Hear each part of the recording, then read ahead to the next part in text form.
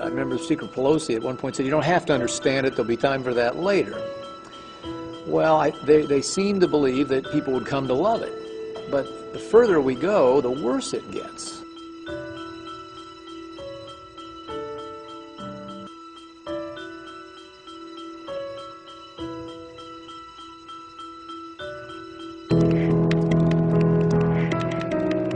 I was so disappointed that it didn't reform anything. I think it's a misnomer to call it reform. It kept the forms of healthcare we have that make it cost too much and deliver too little quality, and just makes them worse. So, making healthcare appear to be free through the third-party reimbursement system, the worst one we have, with government doing the reimbursing and the controlling.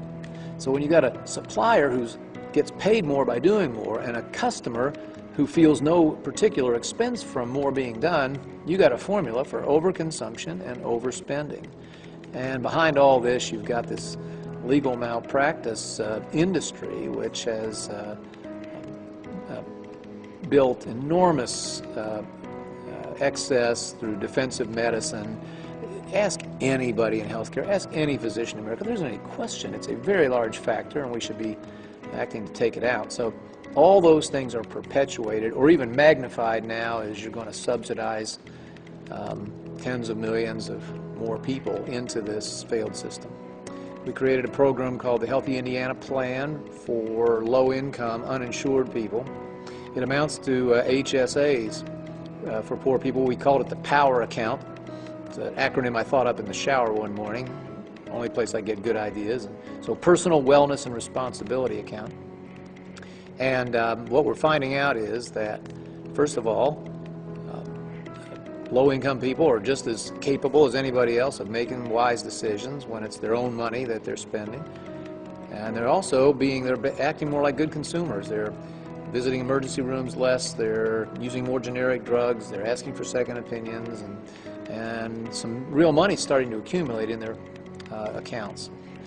Certainly the notion of government being the sole authority, dictating medical procedures, dictating what services must be covered, trying to micromanage what is now 18 or more % of our entire economy, is a prescription for both financial failure and eventually medical failure.